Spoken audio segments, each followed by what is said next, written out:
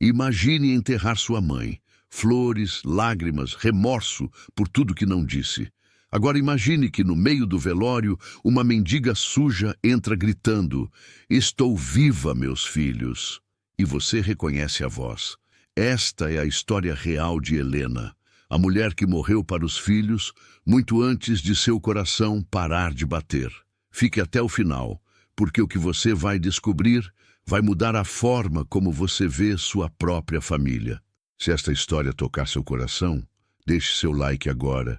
E se você ainda fala com sua mãe, ligue para ela depois deste vídeo.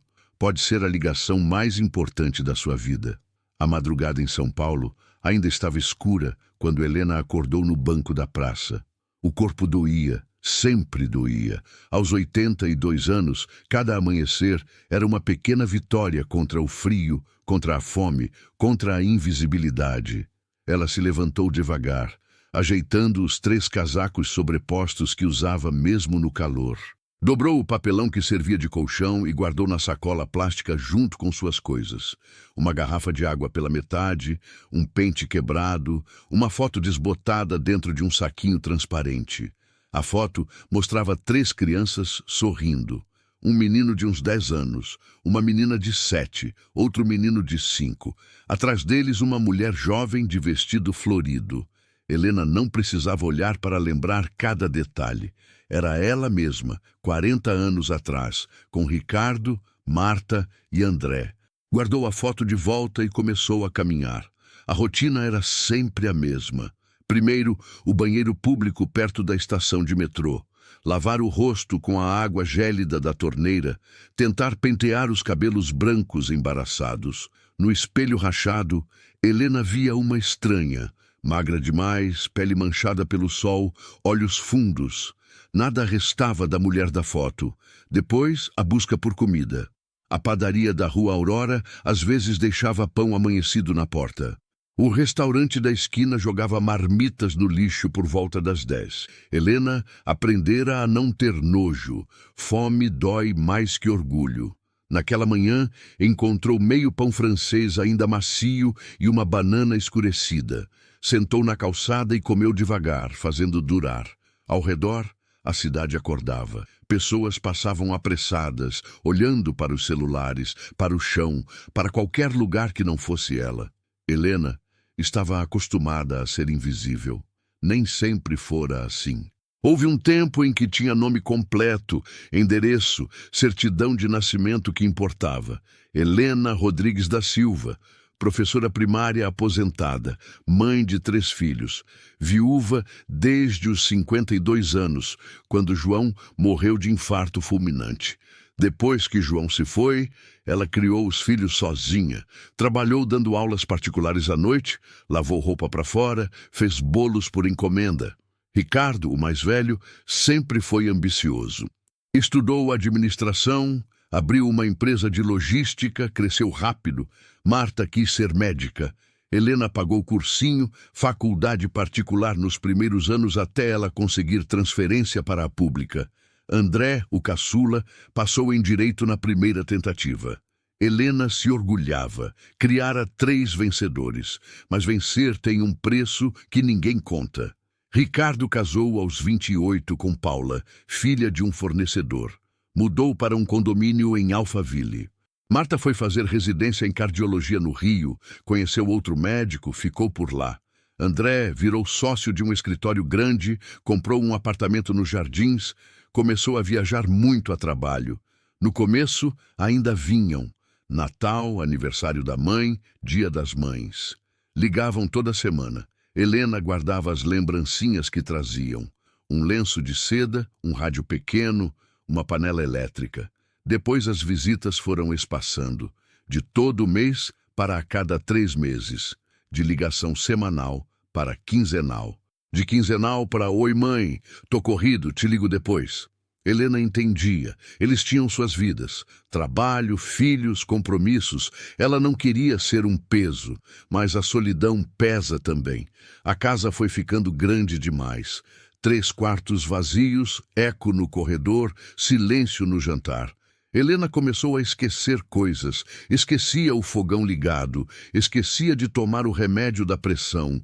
Uma vez esqueceu a torneira aberta e alagou a cozinha. Foi Ricardo quem sugeriu a casa de repouso. Mãe, a senhora vai ter companhia. Enfermeiras, atividades, outras pessoas da sua idade. É melhor que ficar sozinha. Marta concordou pelo telefone. Mãe, é mais seguro. A gente fica mais tranquilo. André disse que ajudaria a pagar. É um bom lugar, mãe. Fomos conhecer. Tem jardim, televisão na sala, comida boa. Helena não queria ir, mas também não queria preocupar os filhos. Então aceitou.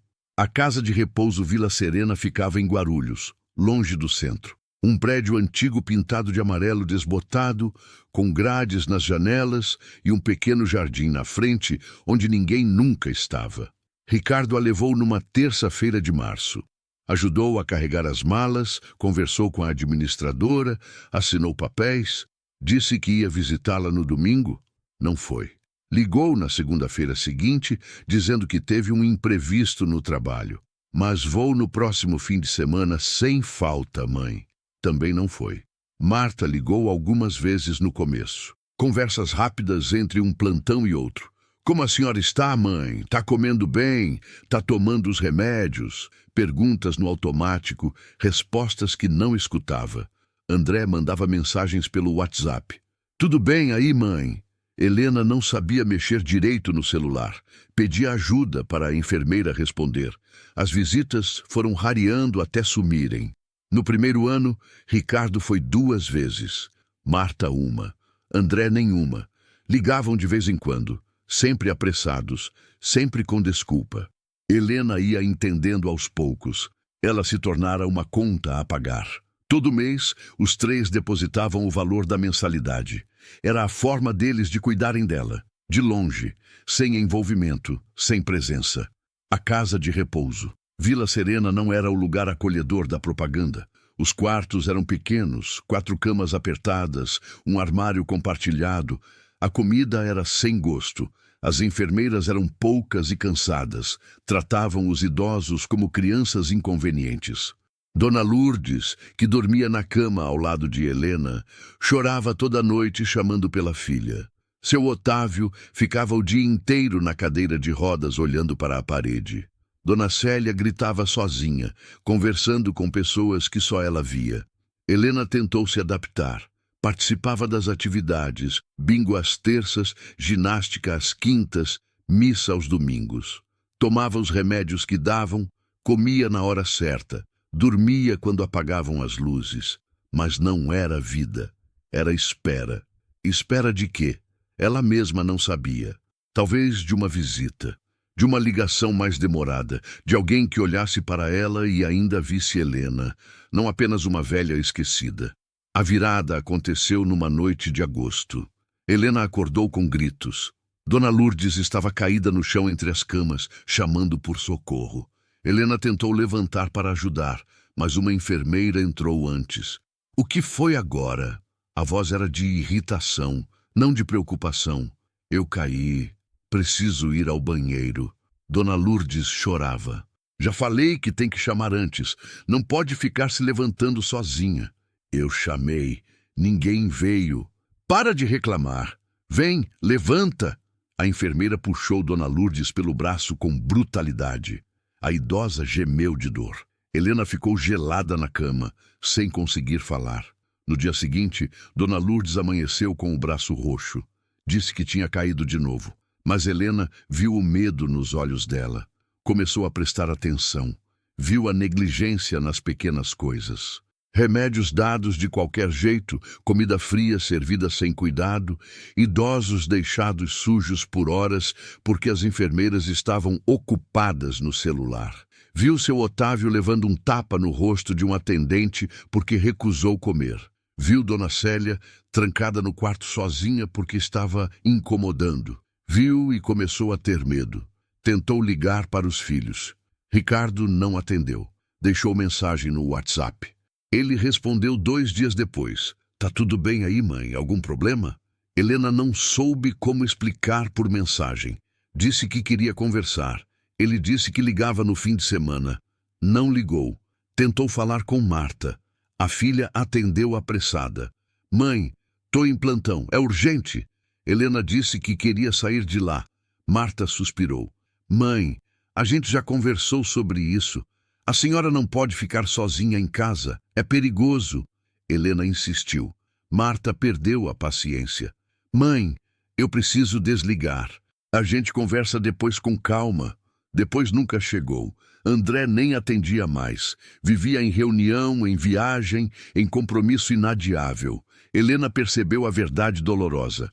Ela estava sozinha. Seus filhos a haviam depositado ali como se deposita um móvel velho num depósito. Longe dos olhos, longe da consciência.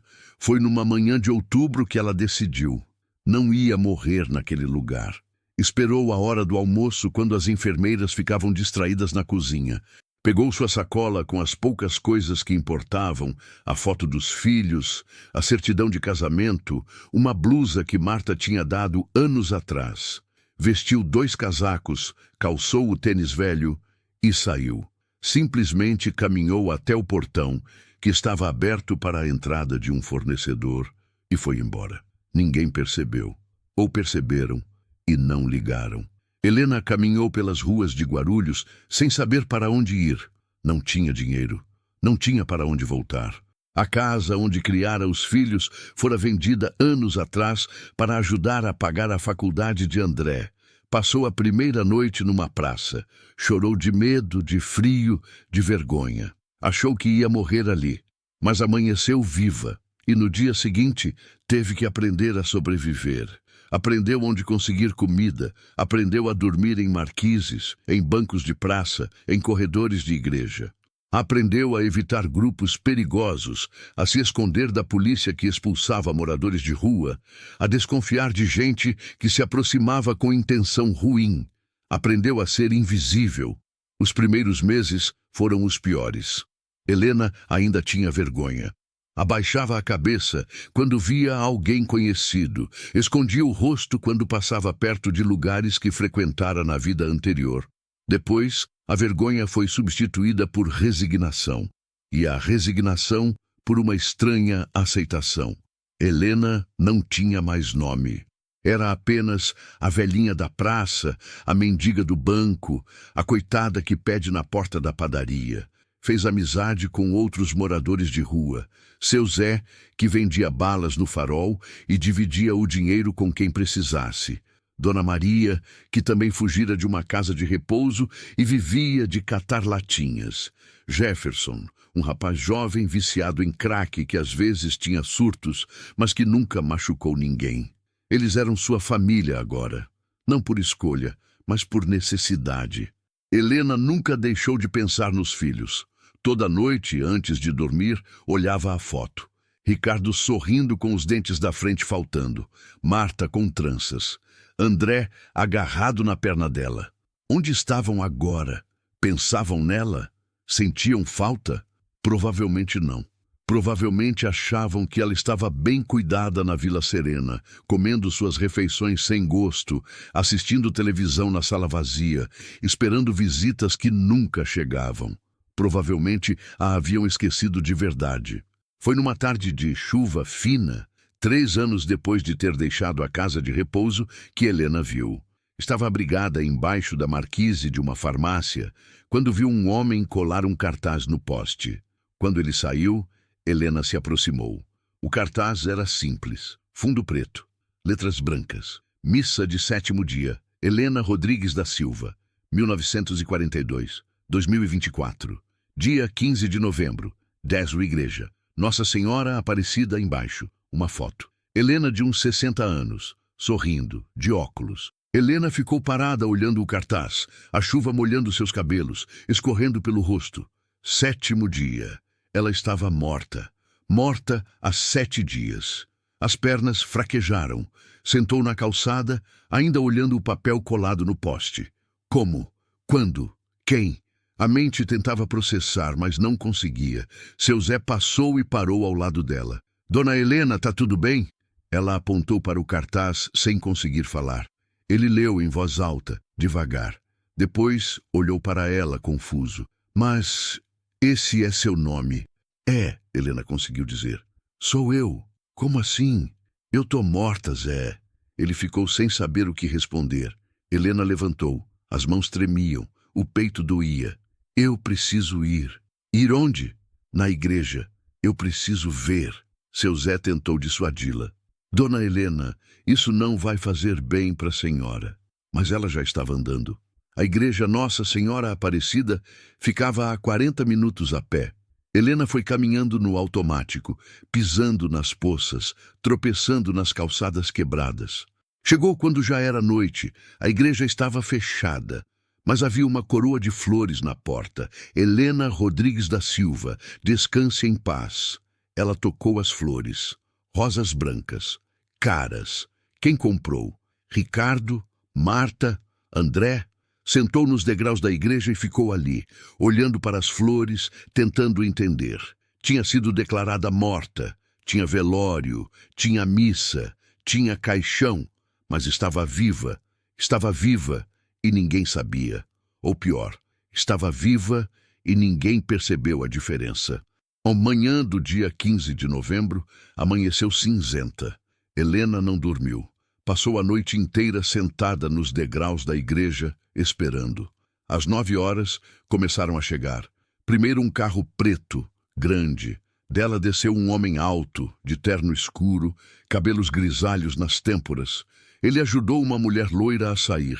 2 adolescentes vieram atrás, mexendo no celular. Helena reconheceu o jeito de andar, a postura ereta, o gesto de ajustar o relógio no pulso. Ricardo. Seu filho mais velho tinha 52 anos agora. Engordara um pouco. Tinha rugas ao redor dos olhos. Mas era ele. Helena se levantou, o coração disparado. Deu um passo à frente. Mas Ricardo não olhou para ela. Passou direto, conversando baixo com a esposa, e entrou na igreja. Minutos depois, outro carro. Uma mulher de jaleco branco por cima da roupa social desceu apressada. Cabelos presos num coque, olheiras fundas. Marta. A filha estava mais magra. Parecia cansada. Entrou na igreja olhando o relógio, como se tivesse outro compromisso logo depois. O terceiro carro demorou mais.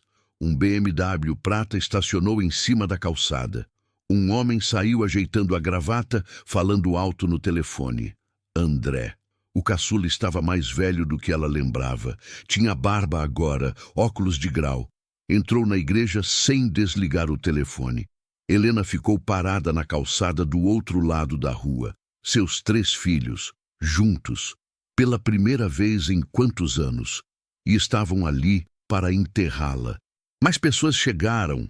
Helena não reconheceu a maioria. Algumas eram velhas conhecidas, Dona Irene, que morava na mesma rua anos atrás, seu Valdemar, antigo vizinho, gente que Helena não via desde que fora para a casa de repouso. Todos entravam na igreja com cara de circunstância, aquela tristeza educada de quem vai a velórios. Helena atravessou a rua, as pernas bambas, a respiração curta, parou na porta. Dentro, o caixão estava no centro, cercado de flores. Caixão fechado. Madeira escura, alças douradas. Helena entrou devagar. Ninguém prestou atenção nela. Apenas mais uma mendiga que se abrigava em igreja. Sentou no último banco. As mãos sujas, agarradas na sacola plástica. Ricardo estava na primeira fileira, ao lado da esposa e dos filhos. Marta do outro lado, sozinha. André mais afastado, ainda mexendo no celular. O padre começou a missa. Estamos aqui reunidos para celebrar a vida de Helena Rodrigues da Silva, mãe amorosa, professora dedicada, mulher de fé. Helena ouviu as palavras como se viessem de longe. Mãe amorosa. Quando foi a última vez que a trataram com amor? Professora dedicada. Ninguém se lembrava mais das aulas que dera, das crianças que alfabetizara. Mulher de fé. Que fé sobrevive a 3 anos dormindo na rua? O padre continuou. Helena deixa 3 filhos, Ricardo, Marta e André, que hoje pranteiam sua partida. Helena olhou para eles. Ricardo estava sério, olhando para frente, sem lágrimas. A esposa cochichava algo no ouvido dele. Ele balançou a cabeça. Marta mexia no celular disfarçadamente. De vez em quando, olhava para o caixão. Parecia entediada. André estava visivelmente impaciente.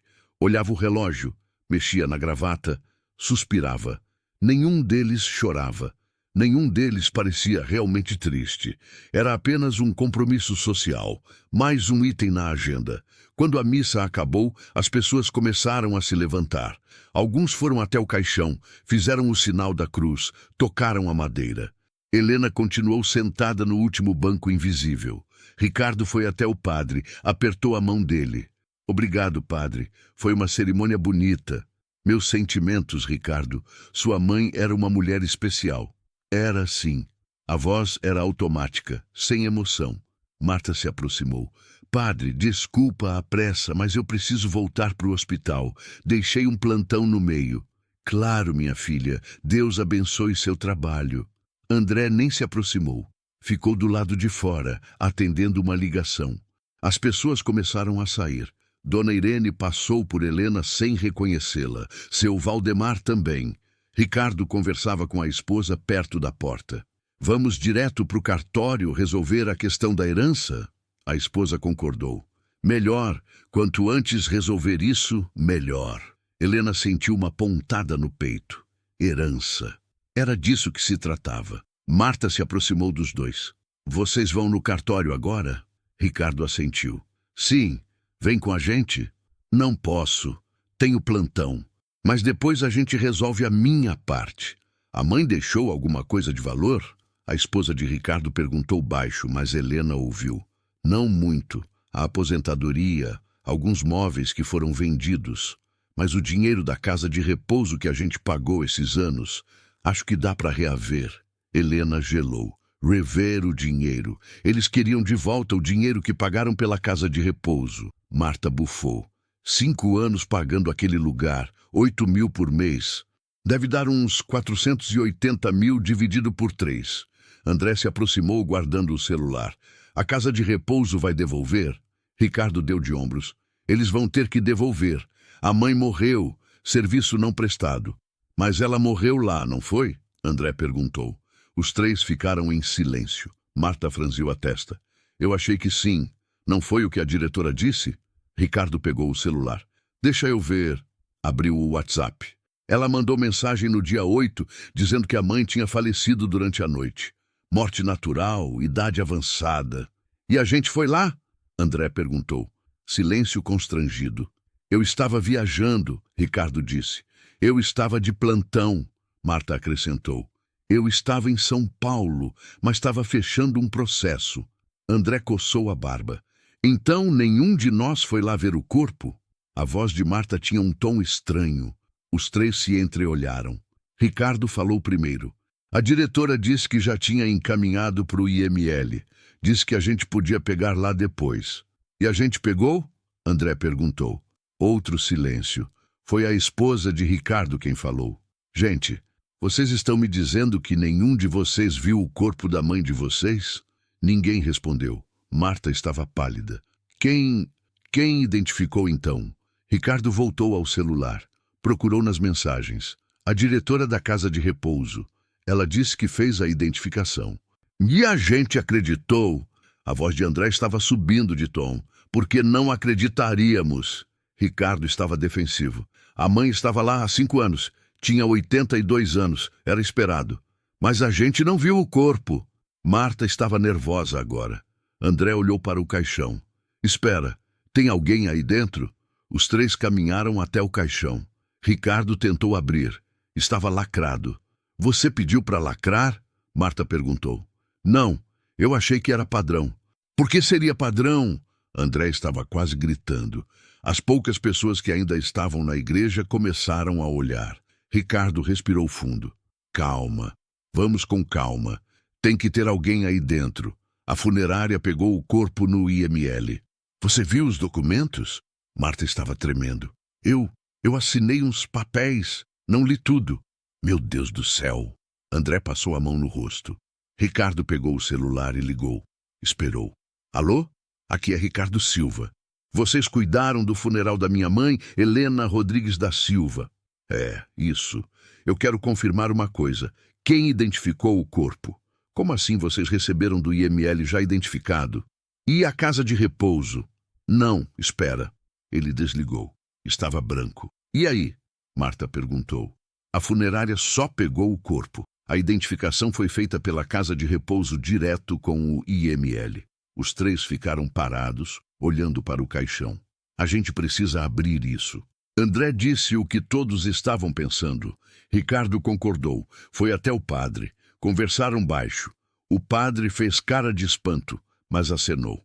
Minutos depois, um funcionário da funerária chegou com ferramentas. Abriu o lacre, levantou a tampa. Ricardo, Marta e André se aproximaram. Dentro do caixão havia um corpo. Mulher idosa, cabelos brancos, pele clara. Mas nenhum deles conseguia dizer com certeza se era Helena. Fazia 5 anos que não a viam pessoalmente. 5 anos de mensagens curtas, ligações raras, promessas não cumpridas. Como reconhecer um rosto que esqueceram de memorizar? Marta começou a chorar. Não de tristeza, de culpa, de desespero, de confusão. Eu não sei se é ela sussurrou. Eu não sei se é minha mãe. Ricardo estava pálido, olhando fixo para o corpo. Tem alguma coisa. Uma cicatriz. A mãe tinha uma cicatriz no braço esquerdo, de quando caiu da escada. Ele levantou devagar a manga do vestido do corpo. Não tinha cicatriz. Não é ela. A voz de Ricardo era um fio. André se afastou. Então quem é essa mulher? Ninguém respondeu. Ricardo pegou o celular com mãos trêmulas. Ligou para a casa de repouso. Alô? Aqui é Ricardo Silva, meu filho da Helena Rodrigues da Silva. Eu preciso falar com a diretora agora. Não me interessa se ela está ocupada. Passa ela agora. Silêncio enquanto esperava. Diretora, aqui é Ricardo. A senhora me mandou mensagem dizendo que minha mãe morreu? Sim. Não me espera, deixa eu falar. A gente acabou de abrir o caixão. Não é minha mãe. Como assim não é? A senhora identificou errado? Uma funcionária? Que funcionária? A voz dele ia subindo. Como a senhora pode confundir minha mãe com uma funcionária? Não, eu não tô gritando. Tô sim, porque vocês enterraram a pessoa errada. Onde está minha mãe então? Como não sabe? 5 anos? Ela não está aí há 5 anos? Ricardo afastou o celular do ouvido, olhando para os irmãos com expressão de choque. Colocou-o no viva voz. A voz da diretora saía metálica. Senhor Ricardo, eu entendo sua revolta, mas... Onde está minha mãe? Dona Helena. Ela saiu da instituição há aproximadamente 3 anos. Silêncio total na igreja. Como saiu? Marta tinha a voz engasgada. Ela fugiu uma tarde. Aproveitou que o portão estava aberto e saiu. E vocês não avisaram? André explodiu. Nós achamos que alguém da família viria buscar. Tentamos ligar algumas vezes, mas nós pagamos R$ 8.000 por mês durante 3 anos por alguém que nem estava aí. Ricardo estava vermelho. O senhor nunca visitou para confirmar se... Ricardo desligou. Ficou olhando para o celular, depois para os irmãos. 3 anos. Sua voz estava quebrada. A mãe fugiu há 3 anos e a gente não sabia. Marta afundou num banco. Como a gente não sabia? André estava passando a mão no cabelo nervoso. Porque a gente nunca ia lá. Nunca ligava. Só transferia o dinheiro. Mas ela não ligou pra gente? Marta tentou. Quando foi a última vez que você atendeu uma ligação da mãe? André virou para ela. Marta abriu a boca. Fechou. Não tinha resposta. Ricardo estava olhando para o nada. Onde ela está agora? Ninguém sabia. A gente precisa procurar. Ligar nos hospitais, na polícia, Não precisa. A voz veio do fundo da igreja. Os 3 viraram. Uma mulher velha, suja, magra, com roupas rasgadas, estava de pé no último banco. Helena tirou o pano que cobria parte do rosto. Eu tô aqui. Ricardo arregalou os olhos. Quem é você? Helena deu um passo à frente. A voz tremia. Sou eu, sua mãe. Marta levantou-se. O quê? Sou eu, Marta. André olhou para ela como se fosse uma aparição. Isso é loucura. Helena deu mais passos. A cada passo, mais luz do vitral batia no rosto dela. Ricardo balançou a cabeça. Você não pode ser. Minha mãe não é... Não tá... Não tá o quê? Helena parou a poucos metros. Não tá viva? Não tô viva? A voz dela subiu, ecoando nas paredes da igreja. Estou viva, meus filhos! O silêncio que se seguiu foi absoluto. Marta estava branca. As pernas fraquejaram. Ela sentou de novo. André ficou parado, boca aberta, incapaz de processar. Ricardo deu um passo à frente. Olhou bem para ela, para os olhos fundos, para as rugas profundas, para as mãos trêmulas. Mãe? A voz era um sussurro. Helena assentiu, as lágrimas escorrendo. Sim. Mas... como... Você tá... Ele não conseguia formar frases. Tô viva. E tô aqui há meia hora assistindo vocês enterrarem uma estranha achando que era eu. Marta começou a chorar. Soluços altos, desesperados. André se aproximou devagar, como quem se aproxima de um fantasma. Mãe, é mesmo você? Helena levantou a manga do casaco sujo.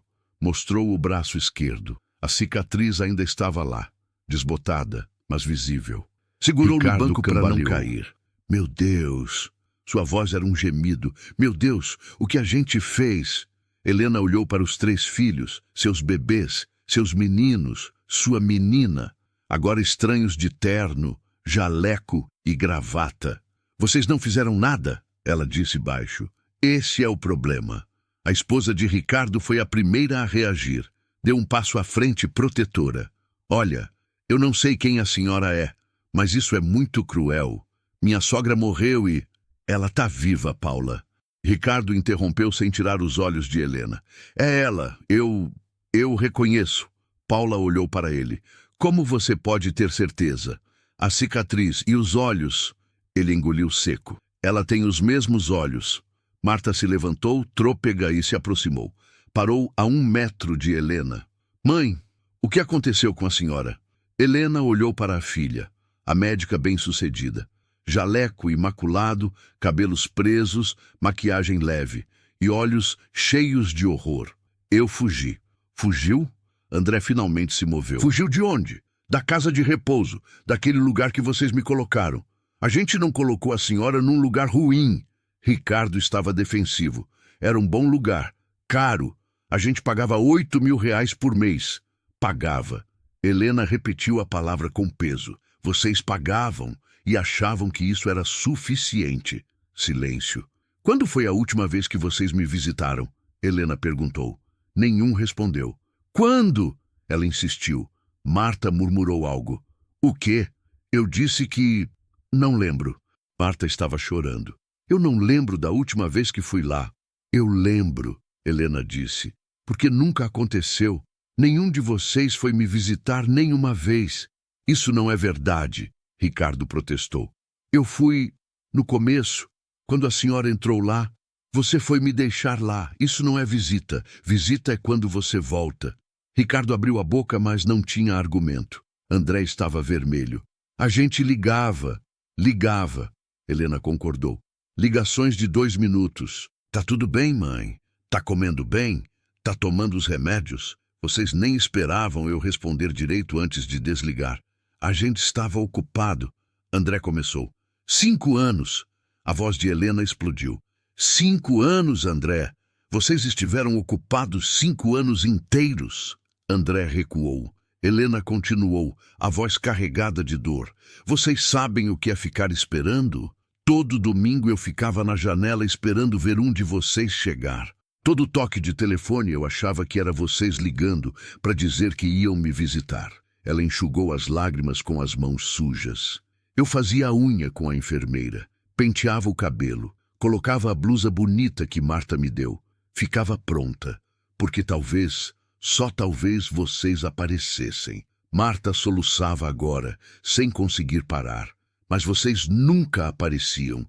E sabe o pior? Os outros idosos também esperavam. E também eram esquecidos. A gente ficava lá, 30 velhos invisíveis, esperando por filhos que tinham coisas mais importantes para fazer. Ricardo estava com a mão na boca, olhos vermelhos. A casa de repouso não era boa, Helena continuou. Era um depósito, comida ruim, Enfermeiras grosseiras, negligência. Eu vi uma senhora cair da cama e ficar gritando por ajuda por meia hora antes de alguém ir lá. Vi um senhor apanhar de um atendente porque recusou tomar banho frio. Por que a senhora não falou pra gente? Marta perguntou entre soluços. Eu tentei! Helena gritou. Eu tentei ligar, mandei mensagem, ninguém respondia. E quando respondia, ninguém ouvia. Ela respirou fundo, tentando se acalmar. Então, eu fugi. Preferi a rua a morrer naquele lugar. André balançava a cabeça. Não, isso não pode ser verdade. A senhora não pode ter vivido na rua por... Quanto tempo? 3 anos. O número ficou suspenso no ar como uma sentença. 3 anos. Ricardo repetiu, atônito. A senhora viveu 3 anos na rua e a gente não sabia. Vocês não sabiam porque vocês não me procuravam. Vocês achavam que eu estava lá, sendo bem cuidada, comendo minhas refeições, assistindo TV. A voz de Helena era amarga. Vocês não sabiam porque era mais conveniente não saber. Paula ainda estava processando. Mas como a casa de repouso não avisou que a senhora tinha fugido? Eles avisaram, ou tentaram, mas vocês nunca atendiam. E depois perceberam que podiam continuar recebendo o dinheiro todo mês, sem precisar cuidar de mim. Filho da puta! André socou o banco. Eles vão pagar por isso. Eles vão, Helena concordou. Mas vocês também. Os 3 olharam para ela. Também como? Ricardo perguntou baixo. Vocês vão pagar me olhando nos olhos e assumindo que não foi culpa só da casa de repouso. Foi culpa de vocês. Marta foi até Helena e tentou tocar a mão dela. Helena recuou. Mãe, por favor, não me toca com essas mãos limpas. Helena estava tremendo. Não agora. Marta encolheu como se tivesse sido esbofeteada. A gente pode consertar isso. Ricardo se aproximou também. Vem com a gente leva a senhora para casa, cuida da senhora, Que casa, Ricardo? Helena o interrompeu. A casa que vocês venderam? A minha casa? A casa onde eu criei vocês? Ele ficou sem resposta. Venderam para pagar a faculdade do André. Lembra? E eu disse que tudo bem. Eu ia morar com você. Mas você disse que era melhor eu ir para a casa de repouso porque sua casa era pequena, seus filhos precisavam de espaço. Paula ficaria mais confortável sem uma sogra no meio. Paula ficou vermelha. E você, Marta? Helena virou para a filha. Você disse que no Rio era difícil, que seu apartamento era de 1 quarto só, que eu não ia me adaptar. Marta chorava baixinho. E você, André? Você disse que viajava muito a trabalho, que não tinha como cuidar de mim. André olhava para o chão. Então vocês decidiram que pagar R$8.000 por mês era cuidar, que transferir dinheiro era amor, que terceirizar a mãe de vocês era solução. Nenhum deles conseguia olhar para ela. E agora eu tô viva, parada na frente de vocês, fedendo, suja, magra, tudo que vocês não queriam que eu fosse. Tudo que dava trabalho. Ricardo caiu de joelhos. Literalmente caiu. Começou a chorar. Soluços altos, guturais. Mãe, me perdoa. Por favor, me perdoa. André também começou a chorar, ainda de pé, as mãos cobrindo o rosto. Marta estava tremendo tanto que teve que sentar. Helena olhou para os 3 filhos, seus bebês, adultos agora, ricos, bem-sucedidos, destruídos. A raiva começou a dar lugar a algo mais complicado. Não era perdão, ainda não, mas era cansaço. Eu não quero nada de vocês, ela disse baixo. Não quero casa, não quero dinheiro, não quero promessas. Mãe, Ricardo tentou. Me deixa terminar. Helena levantou a mão. Eu passei 3 anos aprendendo a sobreviver sem vocês. Fiz amigos na rua, gente que tem menos que nada, mas divide tudo. Gente que sabe meu nome, que pergunta se eu tô bem e realmente quer saber a resposta. Ela olhou para cada um deles. Vocês me esqueceram, mas eu não morri. E hoje vocês vieram aqui para fazer uma missa, colocar flores, limpar a consciência, sem nem ter certeza se o corpo era meu. A verdade daquilo doeu mais que tudo. Como vocês podiam não saber? Helena perguntou. Como vocês podiam estar enterrando alguém e nem ter certeza se era eu. Ninguém respondeu, porque não havia resposta possível. Vocês sabem quantas vezes eu pensei em procurar vocês? Helena continuou. Quantas vezes eu fiquei parada em frente ao prédio de escritório do André, vendo ele entrar e sair? Quantas vezes eu passei na frente do hospital da Marta? Quantas vezes eu peguei ônibus até Alphaville e fiquei olhando o condomínio do Ricardo? Os três a olhavam com horror. Mas eu nunca entrei, porque eu sabia que vocês iam ficar com vergonha, que iam me olhar com pena, que iam querer me esconder de novo. Não! Marta gritou. A gente não ia... Ia sim, Helena cortou. Porque é isso que vocês sempre fizeram. Quando eu envelheci, vocês me esconderam, me colocaram longe, para não ter que ver, para não ter que lidar. Silêncio pesado. O padre se aproximou, hesitante. Talvez seja melhor vocês conversarem em particular. Não, Helena foi firme. Aqui tá bom. Na frente de todo mundo. Porque eu já vivi tempo demais escondida. Ela se virou para o caixão, para o corpo da mulher desconhecida que tinha sido confundida com ela. Quem é ela? Ricardo limpou o rosto. A diretora disse que era uma funcionária da casa de repouso, uma das cuidadoras. Morreu de infarto. Como era o nome dela? Eu não sei. Helena se aproximou do caixão, olhou para o rosto da mulher, mais nova que ela, uns 60 anos. Traços cansados mesmo na morte. Ela não merece ser enterrada como se fosse outra pessoa, Helena disse. Ela merece ter o nome dela na lápide. Ricardo assentiu. Eu vou descobrir. Vou fazer isso direito. Helena virou de costas para o caixão e encarou os filhos. E eu? Vocês vão fazer o que comigo? A pergunta ficou no ar. Ricardo se levantou. Qualquer coisa que a senhora quiser, mãe. Qualquer coisa. Eu não quero morar com nenhum de vocês. O alívio no rosto deles foi imperceptível, mas estava lá. E Helena viu. Ela sorriu um sorriso triste. Tá vendo? Mesmo agora, mesmo depois de tudo, vocês ainda ficam aliviados que eu não vou dar trabalho. Ricardo começou a negar, mas parou, porque era verdade. Eu quero um lugar meu, Helena disse. Pequeno, simples, mas meu. Onde eu possa decidir minhas coisas, onde eu não seja um fardo. A gente arruma, André disse rápido. A gente aluga um apartamento, contrata alguém para cuidar da senhora, paga tudo. Não quero cuidadora, Helena cortou. Eu sei me cuidar. Sobrevivi 3 anos na rua. Eu acho que consigo sobreviver num apartamento. Marta limpou o rosto. A gente pode visitar? Helena a olhou por um longo momento. Pode.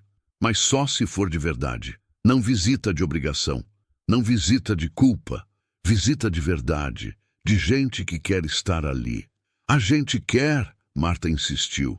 Agora quer, porque eu ressuscitei no meio do velório. Porque o choque ainda está fresco. Mas daqui a 1 mês, daqui a 6 meses, vocês vão continuar querendo? Nenhum deles tinha resposta. Helena pegou a sacola plástica. Eu vou embora agora. Vocês resolvam isso aqui. Ela apontou para o caixão. Deem um enterro decente para essa mulher, com o nome dela. Mãe, espera! Ricardo foi atrás dela. Pelo menos deixa a gente levar a senhora para tomar um banho, comer alguma coisa. Helena parou. Olhou para si mesma. Para as roupas sujas, para as mãos calejadas, para os pés inchados nas sandálias velhas. Tudo bem, ela concordou. Ricardo levou Helena para um hotel. Não para a casa dele. Um hotel.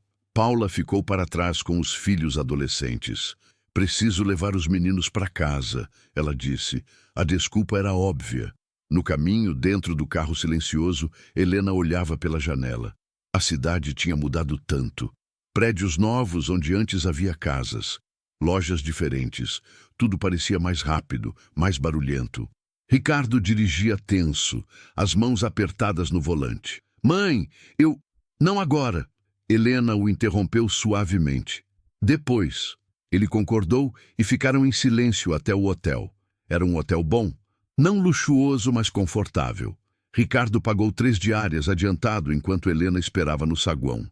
As pessoas olhavam para ela. A recepcionista franzia o nariz discretamente. No quarto, Ricardo disse, Vou mandar comprar roupas para a senhora. Que tamanho a senhora usa agora? Helena olhou para o próprio corpo. Não fazia ideia. Tamanho P deve servir, ela arriscou. Ele acenou. Vou mandar comprar também produtos de higiene, remédios. A senhora precisa de algum remédio? Pressão alta, diabetes, artrose. Ricardo anotou no celular. Vou mandar um médico vir aqui fazer um check-up. Não precisa. Precisa sim, mãe. A voz dele era firme. Por favor, deixa eu fazer pelo menos isso. Helena concordou, cansada demais para discutir. Ricardo foi até a porta. Parou. Mãe, eu vou voltar, eu prometo. Amanhã de manhã eu volto. Helena não respondeu. Ele saiu. Sozinha no quarto, Helena ficou parada por um longo tempo. Olhou ao redor. Cama de casal com lençóis limpos. Banheiro com box de vidro. Televisão na parede. Ar-condicionado. Parecia irreal. Foi até o banheiro. Acendeu a luz. Se viu no espelho pela primeira vez em meses com boa iluminação. O choque a fez recuar. Quem era aquela mulher? Pele manchada, cabelos sujos e ralos, olheiras profundas, dentes amarelados. Parecia ter 100 anos. Helena começou a tirar as roupas. Camadas e camadas de casacos e blusas surradas. Embaixo, o corpo era pele e osso. Costelas salientes, braços finos, pernas marcadas por feridas mal cicatrizadas. Entrou no chuveiro. A água quente batendo no corpo doeu no começo. Depois foi virando alívio. Ficou ali por 40 minutos, lavando 3 anos de rua, de vergonha, de invisibilidade. Quando saiu, se enrolou no roupão branco do hotel e sentou na cama. Foi quando o choro veio. Não o choro controlado da igreja, mas o choro que ela tinha segurado por 3 anos. O choro de todas as noites com frio, de todas as humilhações, de todas as vezes que foi enxotada, cuspida, ignorada. Chorou até não ter mais lágrimas. Depois dormiu. Pela primeira vez em anos, dormiu sem medo. Na manhã seguinte, acordou com alguém batendo na porta. Era Marta, sozinha, com sacolas na mão. Mãe, posso entrar? Helena abriu a porta. Marta entrou devagar, como se entrasse em território minado. Colocou as sacolas na cama. Eu trouxe roupas. Não sabia direito o que a senhora gosta agora, então comprei algumas opções. Helena não se moveu. Marta respirou fundo. Mãe, eu preciso falar. Então fala. Marta sentou na poltrona. Helena ficou de pé. Eu não tenho desculpa. Marta começou, a voz trêmula. Eu podia falar que estava ocupada, que a vida de médica é difícil, mas nada disso justifica. Helena esperou. A verdade é que ficou fácil esquecer, transferir o dinheiro todo mês e seguir a vida. Marta limpou uma lágrima. A gente se convence que está fazendo a coisa certa, que a senhora estava bem cuidada, que era melhor assim. Era melhor para quem? A pergunta cortou. Para mim, Marta admitiu. Era mais fácil para mim não ter que lidar, não ter que ver a senhora envelhecer, não ter que ajustar minha vida. Helena sentou na cama de frente para a filha. Eu virei médica por causa da senhora, Marta continuou. Quando o pai morreu, a senhora segurou tudo sozinha. Trabalhou, criou a gente, nunca reclamou. Eu queria ser forte assim, queria ajudar pessoas. Ela soltou um riso amargo, mas eu não consegui ajudar a própria mãe. Você ajudou, Helena disse baixo. Você pagou a casa de repouso. Isso não é ajudar, isso é terceirizar. Silêncio. Eu nunca vou perdoar isso em mim, Marta disse. Nunca. Mas eu tô pedindo uma chance de tentar ser diferente daqui para frente. Helena olhou para a filha, a menininha de tranças que chorava quando caía do balanço, a adolescente estudiosa que queria salvar o mundo, a adulta cansada que salvava estranhos, mas esqueceu da mãe. Eu não sei se consigo confiar em vocês de novo, Helena admitiu. Eu entendo, mas eu posso tentar. Marta levantou os olhos esperançosa. Não por vocês, Helena continuou. Por mim, porque eu tô cansada de estar sozinha. Marta assentiu, chorando de novo. Passaram a manhã juntas. Marta ajudou Helena a experimentar as roupas. Penteou os cabelos dela. Cuidados simples que não aconteciam há anos. À tarde, André apareceu. Depois, Ricardo com a esposa. Conversaram. Não foi fácil. Teve momentos tensos, silêncios pesados, verdades dolorosas. Ricardo confessou que usava o dinheiro da casa de repouso como desculpa. Se eu tô pagando, tô cuidando. Era o que eu repetia para mim mesmo. André admitiu que tinha vergonha. Vergonha de como a vida da senhora tinha ficado pequena. Vergonha de que meus colegas vissem uma mãe idosa dependente. Paula, surpreendentemente, foi honesta. Eu nunca quis uma sogra morando em casa. E Ricardo aceitou minha opinião porque era conveniente. As verdades eram feias, mas eram verdades. No terceiro dia, foram juntos procurar apartamento. Encontraram um kitnet simples em Santana.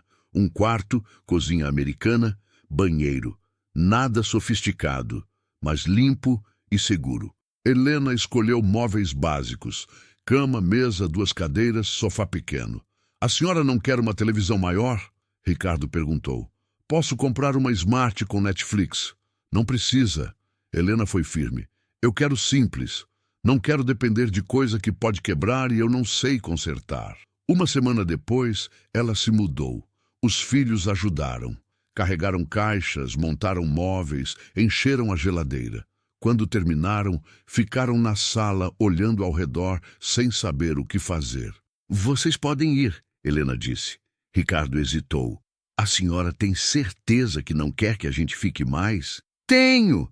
Eu preciso me acostumar com o silêncio de novo. Eles entenderam. Na porta, Marta perguntou. Posso vir no domingo? Helena pensou. Pode, mas só se não tiver plantão. Não quero promessa que não vai ser cumprida. Eu vou estar aqui. E ela foi. Marta apareceu no domingo com marmitas caseiras. Almoçaram juntas. Conversaram sobre coisas pequenas. Marta falou do trabalho, dos pacientes difíceis, do cansaço. Helena falou da nova rotina, das vizinhas que conheceu, do mercado da esquina. No domingo seguinte, foi André. Trouxe flores. Ficou mais desajeitado, sem saber o que dizer. Mas ficou. Ricardo ia durante a semana, depois do trabalho. Às vezes ficava só meia hora. Às vezes ficava para jantar. Nenhuma visita era perfeita. Às vezes ficavam sem assunto. Às vezes o silêncio era desconfortável. Às vezes Helena percebia que eles olhavam o relógio. Mas eles vinham, e aos poucos, muito aos poucos, foi virando real.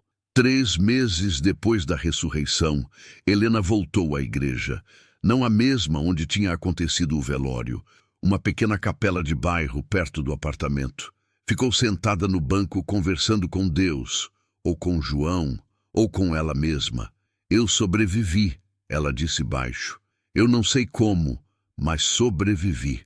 Pensou nos 3 anos na rua, nos amigos que fez. Seu Zé, Dona Maria, Jefferson. Tinha deixado dinheiro com seu Zé antes de sair das ruas. Não muito, mas suficiente para ele comprar cobertores novos para o inverno. Pensou na mulher do caixão. Tinha descoberto o nome. Joana Ferreira, 58 anos. Trabalhou 20 anos em casas de repouso. Morreu sozinha de infarto durante o turno da noite. Ricardo tinha pago um enterro decente, com o nome certo, com flores. Era pouco, mas era alguma coisa. Helena pensou nos filhos, nas visitas que continuavam, no esforço desajeitado de reconstruir algo que tinha sido quebrado anos atrás. Não era como antes. Nunca seria. Antes tinha inocência, tinha confiança cega, tinha a certeza de que amor de mãe e filho era indestrutível. Agora tinha consciência, tinha cicatrizes, tinha a certeza de que amor precisa ser cuidado, senão morre de abandono. Mas tinha também uma chance, pequena, frágil, mas real. Helena saiu da igreja e caminhou para casa. Seu apartamento, sua porta, sua chave. Dentro, sentou na cadeira perto da janela. Olhou a rua. Uma vida pequena, mas sua. O telefone tocou. Marta. Mãe, eu tô de folga amanhã. Posso ir aí fazer almoço? Helena pensou em dizer não. Em testar se Marta ia continuar tentando mesmo com recusas. Mas estava cansada de testar. Pode vir. A senhora quer que eu leve alguma coisa? Só você. Silêncio do outro lado. Depois a voz embargada da filha. Tá bom, mãe. Eu te amo. Helena não respondeu na hora. As palavras grudavam na garganta. Mas depois de 3 anos ouvindo palavrões, xingamentos e silêncio, conseguiu dizer: eu também te amo. Desligou. Ficou olhando o telefone na mão. Aparelho simples que Ricardo tinha comprado. Tinha 3 contatos salvos. Ricardo, Marta, André. Antes tinha dezenas. Amigas, ex-alunas, vizinhas, todas tinham sumido, esquecido, seguido em frente. Mas tinha 3 que voltaram.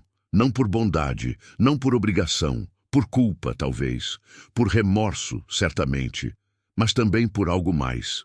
Algo que Helena ainda estava aprendendo a acreditar de novo. Por amor, imperfeito, machucado, mas ainda amor. Guardou o telefone. Bebeu o café olhando a janela. Uma vizinha passou na rua e acenou. Dona Conceição, do 203. Helena acenou de volta. Vida pequena, mas dela.